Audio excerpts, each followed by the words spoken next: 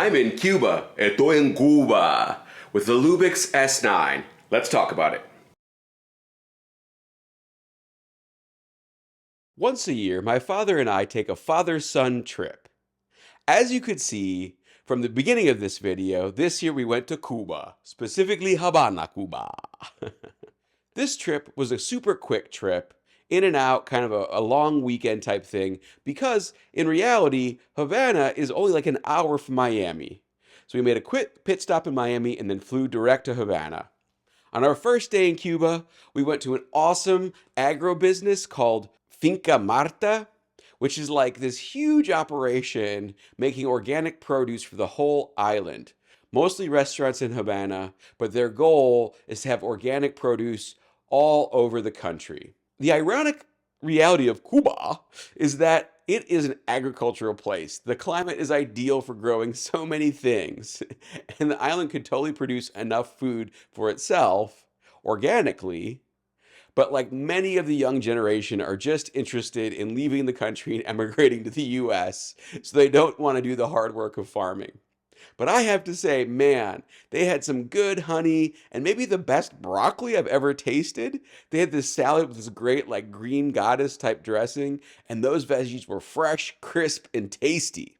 After our trip to Finca Marta, we did the usual kind of cultural things you do on these sorts of trips.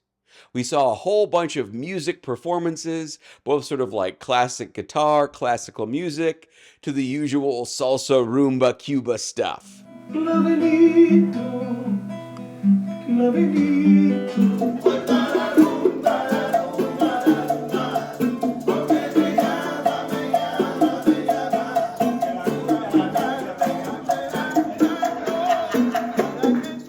I even got to see a show in the Teatro Nacional.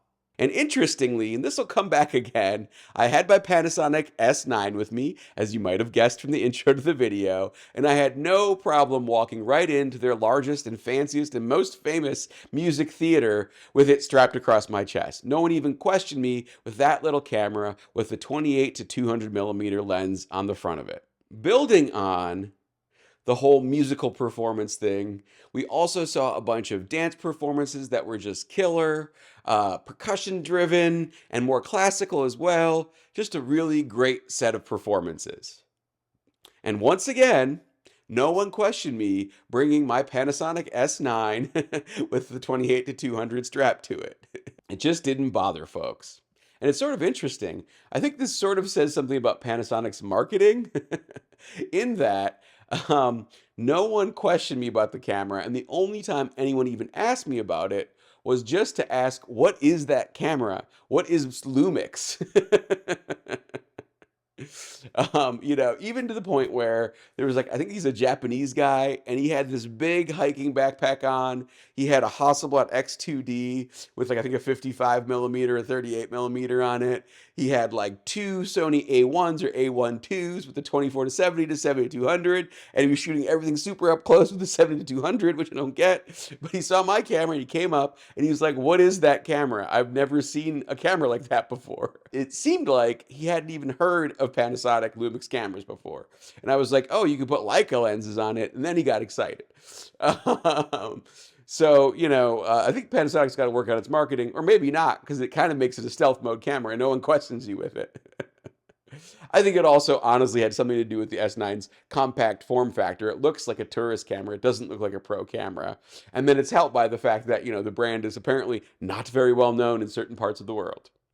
So anyways, after a couple of days of seeing cultural performances, we then went to downtown Havana. We walked a bunch of the plazas, and of course we took a ride in one of those sweet, sweet 50s style cars. One kind of funny story I learned is that many of those 50s cars never had an engine in Cuba. It's only like since the 90s when they started using them for tourism that they put like Hyundai engines in them. And the reason why those cars never had engines is that they were used to transport drugs by mobsters in the 1950s. So they would take the engines out in the US, stuff the cars with drugs, who knows what, and then they would come to Cuba, they would unload the drugs, and then these like shells of cars would just sit in warehouses. So it was actually sort of this like genius tourism move take these untouched like Chevys and Buicks, put new engines in them, and then make them tourist transporters. We also took another engineless form of transportation, pedicabs, while we were downtown. And we got around. We saw some more museums. We just hung out. We had some food. We saw some more music. It was a really good time. I would have to say my favorite spot, though, was Boca del Medio. It was one of Hemingway's bars, and it was just a rollicking good time. They were pouring daiquiris. There was a live band. It was packed. People were smoking cigars. It was just a good time. I definitely want to go back. Out of all of this, I have to say my favorite thing about Cuba was the people. I met some really amazing people, both at bars near our restaurant and just out and about during the day. It definitely made me want to go back and like do a photographic trip in Cuba and spend more time talking to people and photographing. Since I was with my dad, he likes these sort of like package group tours. It was like go, go, go, crack of dawn till 10 p.m., on to the next thing. So I didn't have any time to like set up a tripod and do landscape or really talk to a lot of people and really engage as much as I would like to with my subjects. So definitely want to go back and engage with the amazing people of Cuba in a more deep, longer term fashion. So enough about my trip.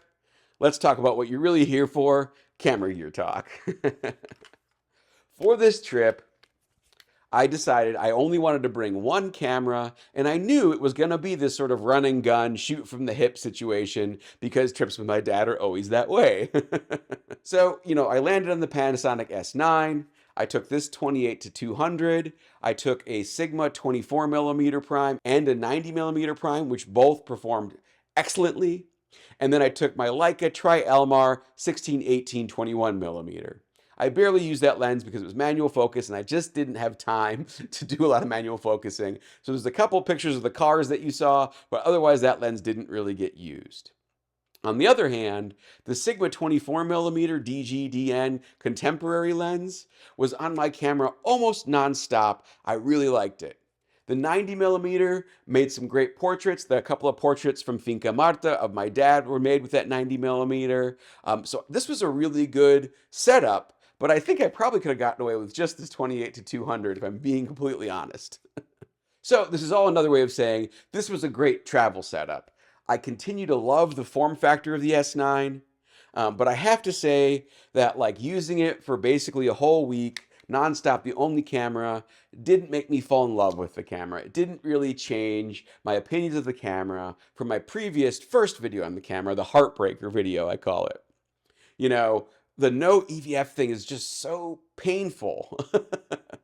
You're out in the sun, you can't always use the back screen or see it as much as you'd like, and you do this all the time, you hit yourself in the face.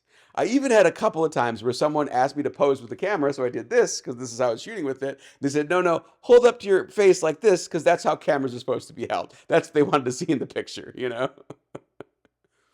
Other things I really missed was a joystick, for sure.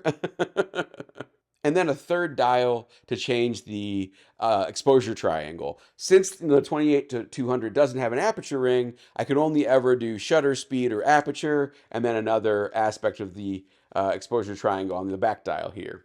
One thing I was surprised at is that not having a mechanical shutter wasn't as big of a deal as I thought it was going to be. The rolling shutter wasn't that bad, and there were only a couple of times while we were inside with like, like halogen lights where there was some banding that was very visible in my photos. Otherwise, it really wasn't that big of a deal.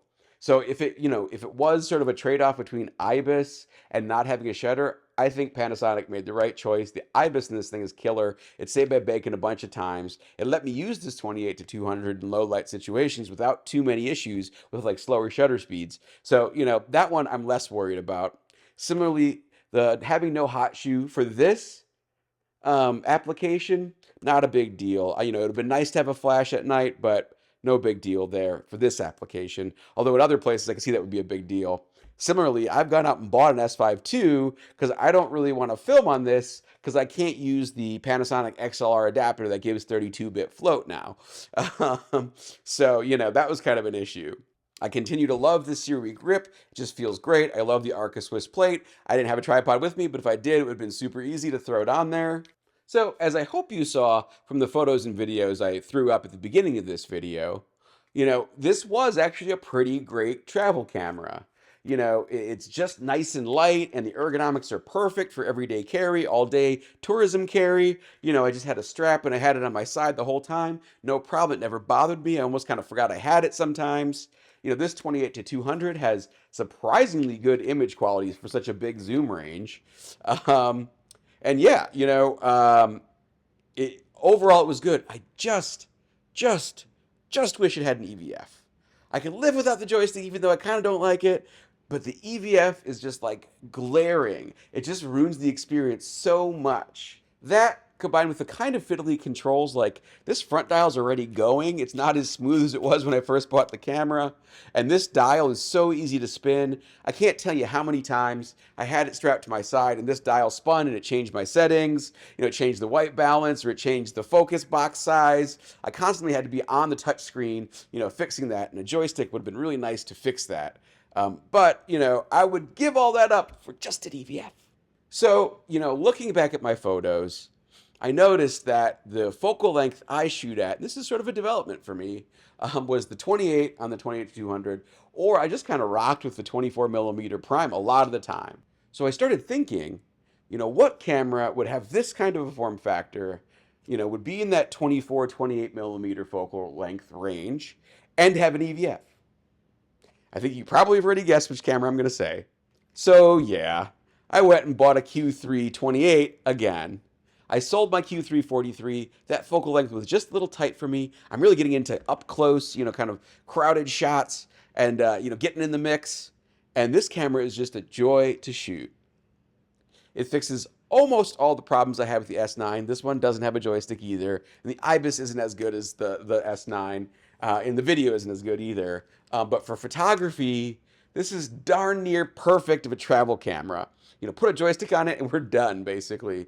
But it has the EVF that I need. It's got the flip up screen, which I actually prefer for photography, as opposed to the S9's flip out screen. So yeah, I think this is going to be my main travel everyday carry camera.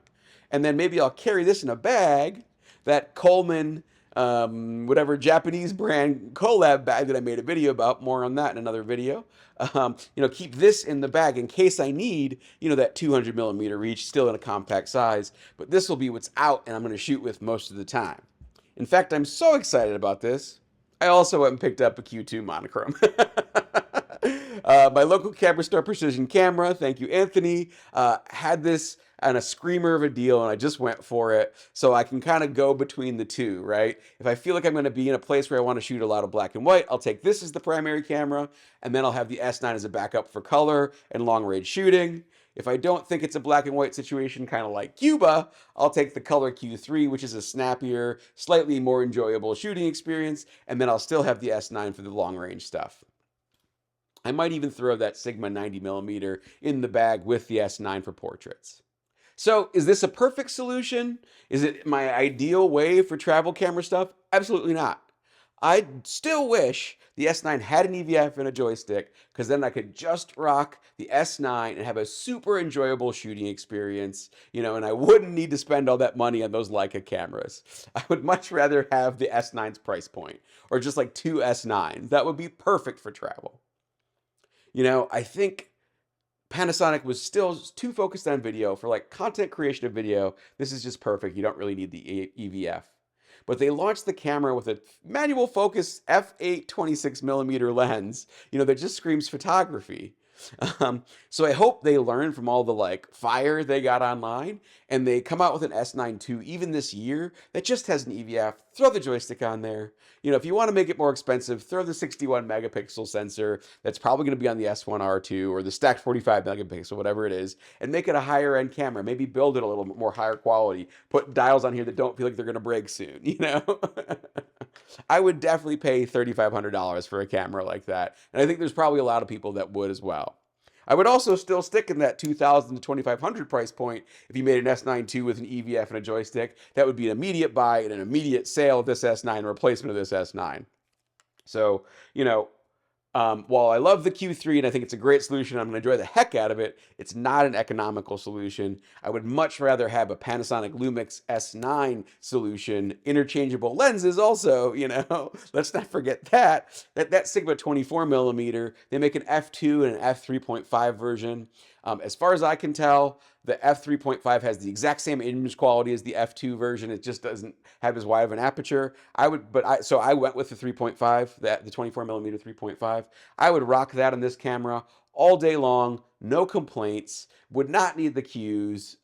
If only it had the EVF in the joystick. So Panasonic, please make an S9 II ASAP. Throw that EVF on there. Throw that joystick on there. You don't really have to change anything else, and I'll be a happy man. It's basically the interchangeable Q-type camera I've been asking for years now. I'm not sure if I've told this story here on YouTube, but I tell all the time, so if I'm repeating myself, I apologize.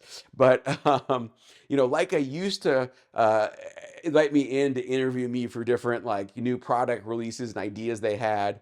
But they were always about lenses. And I would always be like, what I really want to talk about is you making an interchangeable lens Q-type camera, or making an M with an EVF and a joystick, I think they got sick of hearing about it from me because they stopped inviting me to these questionnaire sessions, these survey sessions. But that's what I really want. And I have to assume I'm not the only person that wants this. This form factor, this exact form factor, the S9 with the CRV grip on it, but with an EVF, a joystick, maybe a flip-up screen, or even better, the Sony A7R5 flip-up and flip-out screen. And that's it. It shouldn't be that hard. So anyways, am I being too picky with the S9? Should I just be happy with what a wonderful camera it is? Or do you agree it would have been such a better camera if they just put an EVF on it? Let me know your thoughts in the comments below. Like, comment, subscribe, all the good stuff, and I'll see you in the next one. Bye.